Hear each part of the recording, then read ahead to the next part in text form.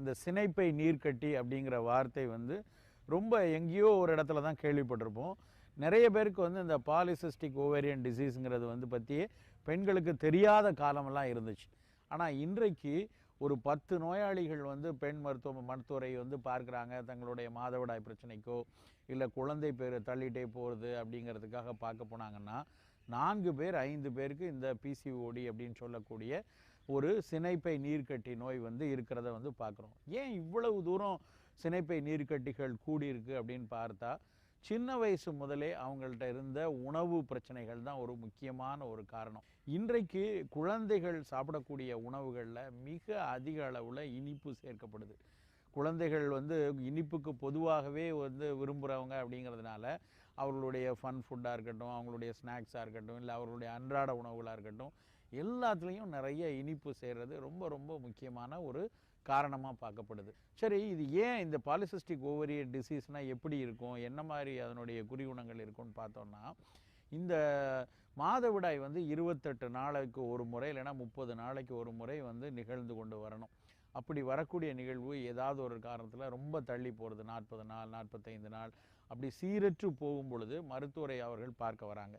வரும் பொழுது அவங்களுக்கு வந்து இந்த அல்ட்ராசவுண்டை எடுத்து பார்த்தோன்னா சினை பைகளில் சிறு சிறு ஃபாலிக்கிள்ஸ்ன்னு சொல்லக்கூடிய சிறு சிறு கட்டிகள் வந்து இருக்கிறத வந்து கண்டுபிடிக்கிறாங்க. அது நீர்க்கட்டிகளா அது ஃபாலிக்கிளா அப்படிங்கிறத அந்த அல்ட்ராசவுண்ட் பார்க்குறவர் அந்த மருத்துவர் வந்து பார்த்து சொல்லும் பொழுது உங்களுக்கு நிறைய நீர்க்கட்டிகள் சினைப்பைகளில் இருக்குது, அந்த மாதிரி சினைப்பை நீர்க்கட்டிகள் இருக்கிறதுனால இந்த மாதவிடாய் வந்து சீராக இல்லை அப்படிங்கிறத சொல்கிறாங்க. இந்த நீர்க்கட்டிகள் ஏன் உருவாகுது அப்படின்னு பார்த்தோன்னா நிறைய இனிப்பு உணவுகளை அதிகமாக எடுக்கிறது ஒரு காரணமாக இருக்கலாம் அப்படின்னு சொல்லி மருத்துவ விஞ்ஞானம் சொல்லுது. இது குழந்தை பருவத்து முதலே, அதுவும் குழந்தை சின்ன வயசுலேருந்தே வந்து எல்லா உணவுகள்லேயும் நிறைய இனிப்புகளை கொடுக்கறது, ஒரு விஷயத்தை சாப்பிடல தோசைக்கு இட்லிக்கு எல்லாத்துக்கும் சர்க்கரை வச்சு கொடுக்கறது வந்து நிறைய வீட்டில் ஒரு பழக்கமாக இருக்குது. அதை தாண்டி வெளியே சாப்பிடக்கூடிய உணவுகள் இல்லைன்னா வந்து ஒரு ஆசைக்காக வாங்கி கொடுக்கக்கூடிய உணவுகள் எல்லாமே இனிப்பு உணவுகளை தான் நம்ம குழந்தைகளுக்கு அதிகமாக கொடுக்குறோம். இது ரொம்ப ரொம்ப முக்கியமான காரணம். அடுத்து ரொம்ப இன்னொரு முக்கியமான தகவல் என்ன அப்படின்னா, நிறைய பிராய்லர் கோழிகள் வந்து இன்றைக்கு பயன்படுத்தப்படுது. நாட்டுக்கோழிகள்லாம் ரொம்ப குறைஞ்சி போச்சு.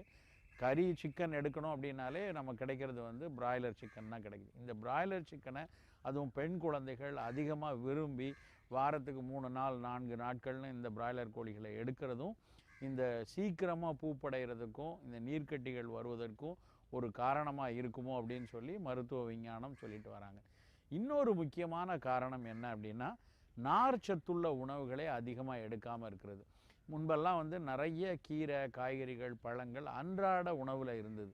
ஆனால் குழந்தைகளுக்கு வந்து ஆரம்பத்துலேருந்தே அது நல்ல மென்று சாப்பிடுவதற்கு வந்து பொறுமை இல்லாதனாலையும் ஒரு அக்கறையாக அதை வந்து நிறைய இந்த மாதிரி பழங்களை கொடுத்து இல்லைன்னா வந்து காய்கறி கீரைகளை சமைத்து தருவதற்கு நேரம் இல்லாத ஒரு காரணத்தினாலையும் இந்த குழந்தைகள் உணவு எதுவும் இளம் வயதில் ஒரு 15 வயது 20 வயதில் சாப்பிடக்கூடிய உணவுகள் எல்லாமே அதிக மாவு பண்டங்கள்னால நல்ல ஈஸியாக டைஜஸ்ட் ஆகிற மாதிரி இல்லை ஈஸியாக வாய்க்கு மெல்வதற்கு மாதிரி மிருதுவான உணவுகள் நிறைய வந்துருச்சு. உதாரணமாக பட்டை தீட்டிய தானியங்கள், நல்ல பாலிஷ் போட்ட தானியம், அதில் வந்து ஃபுல்லாக தவிடே இருக்காது, அந்த மாதிரி தானியம் தான், அது மாதிரி அரிசி கோதுமை தான் நம்ம வந்து சப்பாத்தி போட்டாலும் சரி இல்லை சாதம் சாப்பிட்டாலும் சரி இந்த மாதிரி தானியங்களை தான் நிறைய பயன்படுத்துகிறோம். இந்த உணவுகள் அதிகமாக எடுக்கிறதுனால இயல்பாகவே நார்த்தன்மை உள்ள உணவுகளை எடுக்காத ஒரு சூழல் வருது. இதுவும் வந்து இந்த பாலிசிஸ்டிக் ஓவரி அதிகமாக வருவதற்கான முக்கியமான காரணம். இது எல்லாத்த விட இன்னொரு மிக முக்கியமான காரணம் என்னென்னா, குறிப்பாக ஓடி ஆடி விளையாடக்கூடிய குழந்தைகள் குறைந்து போயிட்டாங்க. எந்த குழந்தை எடுத்தாலும் இப்போ என்ன விளையாடுது நீங்கள் பாருங்கள். பெரும்பாலும் வீட்டில் வந்து வீடியோ கேம்ஸு இல்லைன்னா ஐபேட் ஆப்ஸு ஏதோ ஒரு வீட்டுக்குள்ளேயே உள் விளையாட்டுகளுக்கு தான் அதிகம் ஆர்வம் செலுத்துது. நல்ல வேர்த்து விறுவிறுத்து ஓடி ஆடுற குழந்தைகள் குறைவு. அதுவும் குறிப்பாக பெண் குழந்தைகள் ஒரு வயதுக்கு அப்புறம் பெரும்பாலும் வீட்டுக்குள்ளே அதிகமாக விளையாடுறது தான் ஒரு பழக்கமாக வச்சுருக்காங்க. பெரும்பாலும் வந்து இந்த ஓடி ஆடி வியர்க்கக்கூடிய அளவில் உடல் உழைப்பும் இல்லை, விளையாட்டுகளும் இல்லை. இது ரொம்ப ரொம்ப ஒரு முக்கியமான காரணம். இந்த காரணங்கள் எல்லாத்தினாலையும் தான் இந்த நீர்க்கட்டிகள் சினைப்பை நீர்க்கட்டிகள் மிக அதிக அளவில் அதிகமாக பெருகிட்டு வருது. இதை தாண்டி பல ஹார்மோன்கள் பற்றாக்குறைகள்லாம் வந்து இன்றைக்கு கண்டுபிடிக்கிறாங்க. தைராய்டு குறைவு, ஃபாலிக்கல் ஸ்டிமுலேஷன் சரியாக இல்லை, இப்படி சில நோய் நிலைகள்லையும் வந்து இந்த மாதிரி பாலிசிஸ்டிக் ஓவரியன் டிசீஸ் அதிகம் வர்றதை வந்து கணிக்கிறாங்க. ஸோ எப்படி இருந்தாலும் என்ன காரணத்தினால் இந்த பாலிசிஸ்டிக்கிற சினைப்பை நீர்க்கட்டிகள் வந்தாலும் அதை சரி செய்கிறதுக்கு உணவு வந்து மிக மிக முக்கியமான ஒரு விஷயம். உணவில் அக்கறைப்படாமல் உணவை சரியாக சீர் செஞ்சு எந்த மாதிரி உணவுகளை எடுத்துக்கொள்ள வேண்டுங்கிறது தெரியாமல் இந்த பாலிசிஸ்டிக் ஓவரியை வந்து முழுமையாக சரிப்படுத்த முடியாது. அப்படி பார்க்கும் பொழுது முதல்ல நம்ம செய்ய வேண்டியது என்னென்னா, இந்த தவிடு உள்ள நல்ல அந்த ஹோல் பிரான் அப்படின்னு சொல்லுவாங்க, அதனுடைய தவிடு உள்ள முழுமையாக பட்டை தீட்டப்படாத கைக்குத்தல் அரிசி, தவிட்டோடு உள்ள கோதுமை, இந்த தானியங்களை தான் அன்றாடம் பயன்படுத்தணும். அடுத்து நிறைய நார் தன்மை உள்ள உணவுகள் தினசரி உணவில் இருக்கணும். குறிப்பாக கீரைகளை வந்து சின்ன பிள்ளையிலேருந்தே நம்ம வந்து கீரை சாதத்தை கொடுக்கறத வந்து ஒரு பழக்கமாக வச்சுக்கலாம். ஏன்னா கீரையில் வந்து வெறும் நார் மட்டும் இல்லை, அத்தனை கனிமங்களும் இருக்குது. நம்ம உடல் இயங்கியலுக்கு ரொம்ப அவசியமான கனிமங்கள் எல்லாம் இருக்குது. இரும்பு சத்து அதிகமாக இருக்குது. உடலை நோய் எதிர்ப்பாற்றலை நல்லாக்கக்கூடிய குளோரோஃபில்னு சொல்லக்கூடிய பச்சை கலரில் வருது இல்லையா, கீரை பச்சையாக இருக்கிறதுக்கான முக்கியமான காரணம் அதில் இருக்கக்கூடிய குளோரோஃபில்ங்கிற பசுமை சத்து. இது எல்லாம் சேர்ந்து கிடைக்கிறதுனால இந்த குழந்தைக்கு வந்து முதல்ல இருந்தே நல்லா அந்த குழந்தைக்கு ஒரு நார்த்தன்மை அதிகமாக கிடைக்க ஆரம்பிக்குது. இந்த சிஸ்ட் உருவாக்கத்தை அது தடுக்குது. அடுத்து ரொம்ப முக்கியமாக செய்ய வேண்டியது, எதற்கெடுத்தாலும் இனிப்புகளை கொடுக்கறத வந்து குறைக்கணும். இனிப்பு உணவுகள் வந்து கண்டிப்பாக சிறு வயதிலிருந்தே அதன் மீதான ஆர்வத்தை நம்ம நிறைய குறைக்கணும். இனிப்பு உணவுகள்னு எடுத்தோன்னா சும்மா சாக்லேட்ஸு, ஐஸ்கிரீம்ஸு, எதை எடுத்தாலும் சரி, இனிப்பு பண்டம், க்ரீம் பிஸ்கட்ஸு, இதெல்லாம் வந்து நிறைய கொடுக்க அந்த குழந்தைக்கு வந்து ஆரம்பத்தில் இருந்தே இந்த சிஸ்ட் ஃபார்மேஷன் மிக அதிகமாக வர ஆரம்பிச்சிடும். ஸோ அதனால் அந்த தின்பண்டங்கள் கொடுக்கறதுல கூட இனிப்பு பண்டங்களை குறைச்சிட்டு பழங்களை கொடுப்பதை வந்து ஒரு முக்கியமான பழக்கமாக வச்சுக்கணும். அப்புறம் அந்த குழந்தையை ஆடி பாடி ஓடி விளையாடக்கூடிய ஒரு மனோநிலையை முதல்ல இருந்தே உருவாக்கணும். அது வந்து எப்போ பார்த்தாலும் இன்டோர் கேம்ஸ்னு விளையாண்டுட்டு இருக்காமல் வெளியே ஓடி ஆடி விளையாடக்கூடிய ஒரு சூழலையும் உருவாக்கணும். இது எல்லாத்தையும் நம்ம சேர்த்து நம்ம செய்து கொண்டே வந்தோம்னா இந்த சிஸ்ட்டு வருவதை ஓரளவுக்கு நம்ம தடுக்கலாம். சரி, சிஸ்ட்டு வந்துருச்சு, நிறைய பாலிசிஸ்ட் இருக்குதுன்னு கண்டுபிடிச்சிட்டாங்க, ஒரு மருத்துவமனைக்கு போகிறோம், மருந்துகள் மட்டும் போதுமா அப்படின்னு பார்த்தா மருந்துகள் பத்தாது. மருந்துகளோடு சேர்ந்து சில குறிப்பிட்ட ஃபங்க்ஷனல் ஃபுட்ஸ் அப்படின்னு மருந்தாகக்கூடிய உணவுகளையும் நம்ம வந்து சாப்பிடணும். இனிப்புகளை பற்றி தான் நம்ம சொன்னோம். இனிப்புகள் அதிகம் எடுக்கக்கூடாது.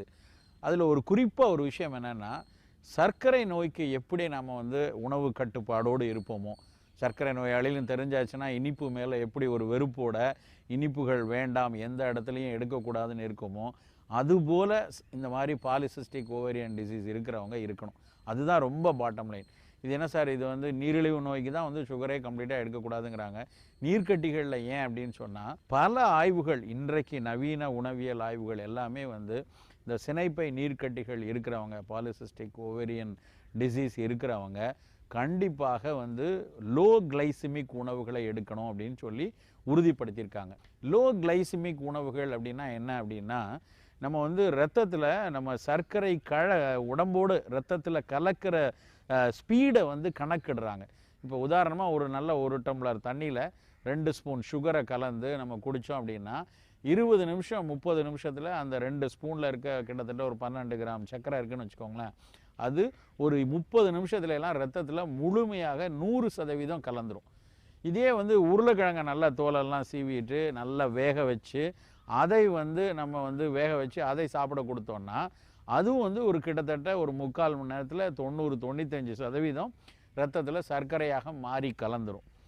இதே ஒரு அரிசி சாதம் சாப்பிட்டிங்கன்னா அதுவும் ஒரு 3/4 மணி நேரத்தில் 75% சேர்ந்துடும். இதே ஒரு கீரைகளை பிசைஞ்சு சாதமாக சாப்பிட்டோன்னா அது வந்து ஒரு 60%, அதுவும் 1 மணி நேரம் கழித்து 1.5 மணி நேரம் கழித்து தான் ரத்தத்தில் சேரும். இது எல்லாமே குளுக்கோஸ் தான், எல்லாமே கார்போஹைட்ரேட் தான். கீரையில் இருக்கக்கூடிய நாருமே ஒரு வகையான கார்போஹைட்ரேட் தான், அரிசியும் கார்போஹைட்ரேட் தான், உருளைக்கிழங்கும் கார்போஹைட்ரேட் தான், நேரடி சர்க்கரையும் கார்போஹைட்ரேட் தான்.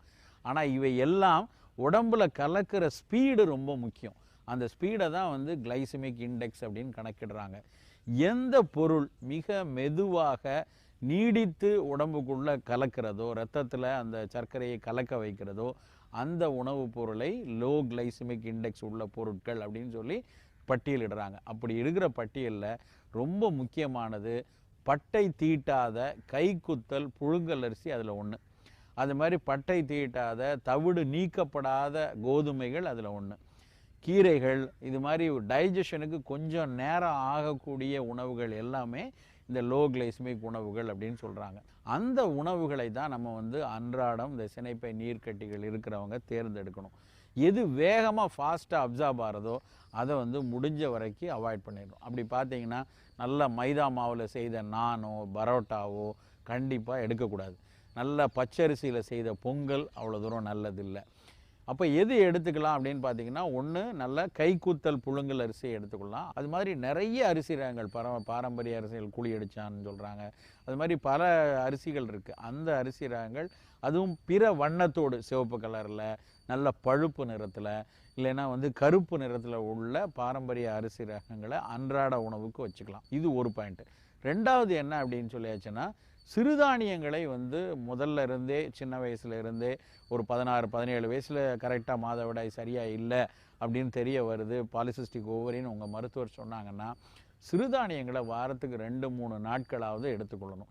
சிறுதானியங்கள்லாம் நம்ம அதிகம் அதை பற்றி சொல்லியிருக்கிறோம். அது என்னதுன்னு பார்த்தீங்கன்னா, தென அரிசி, ராகி, கம்பு, சோளம், குதிரைவாலி, வரகு, இது மாதிரி சிறுதானிய வகைகளை வந்து நம்ம உணவில் சேர்த்துக்கணும். ஏன்னா இதில் பெரும்பாலான சிறுதானியங்கள் வந்து உடலுக்கு தேவையான ஆற்றலையும் கொடுக்கும், லோ கிளைசிமிக்காக இருந்து வேகமாக சர்க்கரையை சேர்க்காமலும் பார்த்துக்கொள்ளும். அதுலேயும் குறிப்பாக பெண்களுக்கு ரொம்ப முக்கியமான ஒரு சிறுதானியம்னு சொன்னால் 2 விஷயத்தில் சொல்லலாம். ஒன்று ராகியும் கம்பும். ஏன் இந்த ரெண்டையும் ரொம்ப முக்கியம்னு சொல்கிறோன்னா, ராகி அரிசியில் வந்து நிறைய கால்சியம் தன்மையும் இருக்குது, நிறைய இரும்பு சத்தும் இருக்குது, ஃபீனாலிக் காம்பவுண்டும் இருக்குது. கால்சியமும் இரும்பும் பெண்களுக்கு ஆண்களை காட்டிலும் கூடுதலாக தேவை.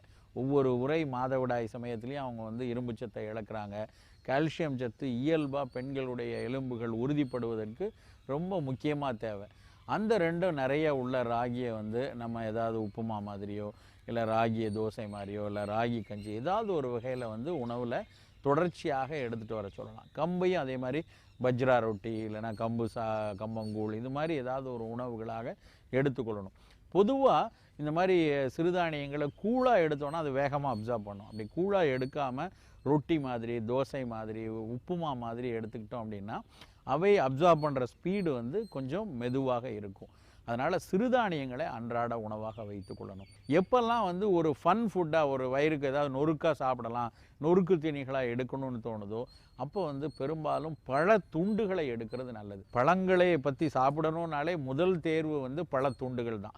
சாலடாக எடுக்கிறது தான் நல்லது. அதை ஜூஸாக குடித்தோன்னு வச்சுக்கோங்களேன், அப்போ வந்து அது ஹை கிளைசிமிக்காக ஆகிறதுக்கு வாய்ப்பு உண்டு. ஏன்னா துண்டுகளில் எடுக்கும் பொழுது அந்த பழங்களில் இயல்பாக பொதிந்திருக்கக்கூடிய நார்கள் நிறைய நமக்கு கிடைக்கும். அந்த நார் உணவு அந்த கிளைசிமிக் இண்டெக்ஸோட ஸ்பீடை வந்து கண்டிப்பாக குறைக்கக்கூடியதாக இருக்கும். உதாரணத்துக்கு எடுத்திங்கன்னா ஆரஞ்சு பழம் சாப்பிட்டா நல்லது. அந்த ஆரஞ்சு பழத்தினுடைய ஜூஸாக எடுத்தோன்னா கிட்டத்தட்ட நம்ம வந்து 15-20 கிராம் ஃபைபரை வீணாக தூர தூக்கி போடுவோம். ஒரு கிளாஸ் ஆரஞ்சு ஜூஸுக்கு வந்து 3 ஆரஞ்சு பழத்தை நம்ம பிழிகிறோம் அப்படின்னா அந்த 3 ஆரஞ்சு பழத்தில் கிட்டத்தட்ட 20 கிராம் ஃபைபர் வந்து இருக்கும். அதே அந்த சுளையோட மேலே இருக்கிற தோலை மட்டும் நீக்கிட்டு உள்ளே இருக்கிற மெல்லிய வெண்தோலோடு சேர்த்து சாப்பிட்டோன்னா அது வந்து கிளைசிமிக் இண்டெக்ஸையும் குறைக்கும். அந்த மெல்லிய வெண்தோலில் நிறைய சிட்ரஸ் பெக்டின்கிற சில சத்துக்கள்லாம் இருக்குது. அதுவும் அந்த பெண்ணுடைய ஹெல்த்துக்கு ரொம்ப உதவியாக இருக்கும். அதனால் முதல்ல தானியங்களில் கைக்குத்தல் அரிசியாக எடுத்துக்கணும், நிறைய இந்த சிறுதானியங்களை உணவாக வச்சுக்கணும். பல துண்டுகளை வந்து அன்றாடம் ஏதாவது நொறுவல் தீனிகளாக எடுக்கணும்னா பல துண்டுகளை எடுத்துக்கொள்ளணும். இனிப்பு தேவைப்படும் பொழுது ஏதாவது நம்ம வேறு ஏதாவது உணவுகளுக்கு இனிப்பு வேணும்னா வெள்ளை சர்க்கரையை பயன்படுத்தாமல் இருக்கலாம். வெள்ளை சர்க்கரைங்கிற இன்றைக்கி ரிஃபைன்டு சுகர் வந்து வேகமாக அப்சார்ப் ஆகும். அதுக்கு பதிலாக நாட்டு சர்க்கரை, அதுவும் இயற்கை விவசாயத்தில் விளைந்த இந்த ப்ளீச் பண்ணாத நாட்டு சர்க்கரை எடுக்கலாம். பனை வெல்லத்தை எடுத்துக்கொள்ளலாம். நல்ல சுத்தமான மலை தேன் வந்து நம்மளால் சேகரித்து வாங்க முடியும் அப்படின்னா அந்த மலை தேனை இனிப்புக்கு பயன்படுத்தி கொள்ளலாம். இந்த மாதிரி அல்டர்னேட்டிவ் ஸ்வீட்ஸை வந்து நம்ம பயன்படுத்திக்கிறது வந்து இந்த லோ கிளைசிமிக் இண்டெக்ஸை கொடுக்கறதுக்கும் பயன்படும். அவர்களுக்கு வந்து இந்த அதிகமாக சினைப்பை நீர்க்கட்டிகள் ஃபார்ம் ஆகாமல் இருக்கிறதுக்கும் உதவியாக இருக்கும். அதுக்கப்புறம் பொதுவாக இந்த மாதிரி கிளைசிமிக் இண்டெக்ஸ் லோவாக வேணும், அதுக்கப்புறம் சினைப்பை நீர்க்கட்டிகளுக்கான ஏதாவது மருத்துவங்கள் எடுத்து கொண்டிருக்கிறாங்க அப்படின்னா சில ஃபங்க்ஷனல் மாலிகுல் உள்ள உணவுகள்னு எடுத்தோன்னா வெந்தயத்தை வந்து அவர்கள் வந்து நிறைய உணவில் அன்றாடம் சேர்த்துக்கொள்ளணும். ஏதாவது இல்லை நம்ம உணவோடு சேரலை அப்படின்னா வெந்தயத்தை வறுத்து நல்லா பொடி செஞ்சுக்கிட்டு ஒரு அரை ஸ்பூன் காலையிலையும் மாலையிலையும் உணவோடு சேர்த்து எடுத்துக்கொள்ளலாம். கருவேப்பிலை நிறைய எடுத்துக்கலாம். கருவேப்பிலையை வந்து சட்னி மாதிரியோ இல்லை கருவேப்பிலை பொடியை சாதத்தில் போட்டோ உணவில் எடுத்துக்கொள்ளலாம். அதுக்கப்புறம் வெள்ளை பூண்டு பூண்டு வந்து பெண்களுக்கு வந்து ஹார்மோன்களை சீராக்கி இந்த மாதவிடாய் சுழற்சியை சரியாக்குவதற்கும் ரொம்ப உதவியாக இருக்கும். அந்த வெள்ளை பூண்டை உணவில் காய்கறிகளில் சமைக்கும் போதெல்லாம் 2-3 பல் வந்து ஏதாவது ஒரு உணவோடு தொடர்ச்சியாக சேர்த்து கொள்கிற மாதிரி பார்த்து கொள்ளலாம். இது எல்லாத்தையும் நம்ம உணவில் திட்டமிட்டு வந்தாலே இந்த சினைப்பை நீர்க்கட்டிகள் உருவாகிற வீதம் வந்து நல்லா குறையும். ரொம்ப அடிப்படையில் நம்ம மனதில் வச்சுக்க வேண்டியது, எதெல்லாம் நிறைய இனிப்பு சுவை கொடுக்குதோ அது நீர்க்கட்டிகளை உருவாக்கும். எதெல்லாம் வேகமாக அப்சார்ப் ஆகுதோ, இரத்தத்தில் வேகமாக சர்க்கரையை கலக்க வைக்கிறதோ அதுவும் சினைப்பை நீர்க்கட்டிகளை அதிகமாக உண்டாக்கும். அதிக புலால் உணவு, இந்த பிராய்லர் கோழி உணவுகள் இதை வந்து தவிர்க்கணும். கூடுமான வரைக்கும் மீன்களை எடுத்துக்கொள்ளணும். புலால் உணவு எடுக்கணும் அப்படின்னு நினச்சா மீன்கள் எடுத்துக்கிறது ரொம்ப நல்லது. அதை விடுத்துட்டு அடிக்கடி பிராய்லர் கோழிகள் எடுக்கிறதும் இந்த சினைப்பை நீர்க்கட்டிகளை அதிகமாக உருவாக்கலாம். அதனால் உணவுகளில் இந்த மாதிரி ஒரு திட்டமிட்டு சரியாக அவர்கள் வந்து நேரத்துக்கு இதை எடுத்துக்கொண்டு, கூடுதலாக இந்த உணவு மட்டும் பத்தாது, கூடுதலாக உடல் உழைப்பு ரொம்ப ரொம்ப முக்கியம். சைக்கிள் ஓட்டுவாங்களா, ரெகுலராக சைக்கிள் ஓட்ட சொல்லலாம். எந்த அளவுக்கு நடந்து தன்னுடைய அலுவலுக்கோ பள்ளிக்கோ போகிறதோ அதையும் வந்து அடிக்கடி செய்கிறதுக்கு வந்து நம்ம அவர்களை வந்து ஊக்குவிக்கணும். அதுக்கு இதை தாண்டி யோகாசன பயிற்சிகள் அவங்க ஸ்கூல்லேயே அவங்களுக்கு வந்து நல்ல பிராணாயாம பயிற்சி சொல்லிக் கொடுக்குறாங்க, நல்லா யோகா சொல்லி கொடுக்குறாங்க. இல்லை வேலை செய்யக்கூடிய பெண்மணிகள்னால் தினசரி காலையிலையும் மாலையிலையும் ஒரு 45 நிமிடம் வேக நடை வைத்து கொண்டு ஒரு 15-20 நிமிடம் நல்ல பிராணாயாம பயிற்சி செய்து கொண்டாங்கன்னா அதன் மூலமாகவும் இந்த சினைப்பை நீர்க்கட்டிகளை வேகமாக குணப்படுத்தலாம். அதனால் வெறுமன மருத்துவத்தை மட்டும் நம்பிக்கொண்டு இருக்கக்கூடாது. மருந்துகள் கண்டிப்பாக அவங்களுக்கு துணை புரியும். மருந்துகளோடு சேர்ந்து இந்த உணவு, வாழ்க்கை முறை, உடல் பயிற்சிகள் இது சேர்ந்தால் மட்டும்தான் இந்த சினைப்பை நீர்க்கட்டிகள் வந்து வேகமாக சரியாகும்.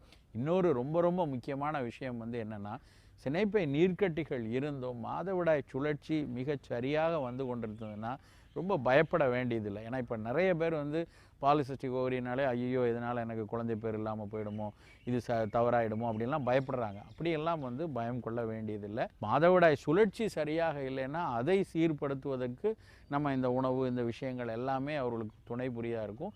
கண்டிப்பாக ஒரு பெரிய குழந்தை பேரின்மையெல்லாம் வந்து அவதிப்படுற ஒரு சூழ்நிலை வராது. இந்த நீர்க்கட்டிகள் அதே சமயத்தில் வந்து வெறும் சினைப்பை நீர்க்கட்டிகளா, இல்லை அதில் வந்து எண்டோமெட்ரியல் சிஸ்ட் மாதிரி இருக்கும். சில நேரத்தில் நிறைய சாக்லேட் கட்டிகள் அப்படின்னு சொல்லுவாங்க, நிறைய கருஞ்சிவப்பான ஒரு சாக்லேட் சிஸ்ட்டாக இருக்கும். அந்த மாதிரி இருக்குதாங்கிறதெல்லாம் சரியாக உங்களுடைய மருத்துவரை அணுகி அதை தெரிந்து கொள்ளணும். எல்லா சிஸ்ட்டும் ஒன்று தான், அதுக்கு வந்து இந்த மாதிரி உணவுலே கொண்டு போயிடலாம் அப்படின்னு நினைக்கக்கூடாது. அது நீர்க்கட்டிகளாக இருக்கிறதான்னு உறுதிப்படுத்தி கொண்டு அந்த நீர்க்கட்டிகளுக்கு உரிய உணவுகளையும் உடல் பயிற்சியும் யோக முறை பயிற்சிகளையும் செய்துக்கிட்டோன்னா கண்டிப்பாக இந்த பிரச்சனைகளிலிருந்து விடுபடலாம். முழுமையான ஆரோக்கியத்தை ஒரு பெண் வந்து சரியான மாதவிடாய் சுழற்சி இருந்தால் மட்டும்தான் பெற முடியும். அப்படி இல்லாமல் அலட்சியமாக இருந்தால் உடல் எடை கூட ஆரம்பிக்கும், எரிச்சல் உணர்வு அதிகமாக இருக்கும், ஒரு நல்ல ஒரு ஊக்கமான வாழ்வியல் அவங்களுக்கு இருக்காது. அதனால் சினைப்பை நீர்க்கட்டி இருக்குன்னா இன்றையில இருந்தே உணவின் மீது அக்கறையோடு லோ கிளைசிமிக் உணவுகளையும், நார்ச்சத்துள்ள உணவுகளையும், நிறைய தவிடு உள்ள தானியங்களையும், பழத்துண்டுகளையும் அன்றாடம் சேர்த்து கொண்டு இனிப்பை முடிந்த மட்டில் அறவே ஒதுக்குவது மிகச்சிறந்த விஷயமாக இருக்கும்.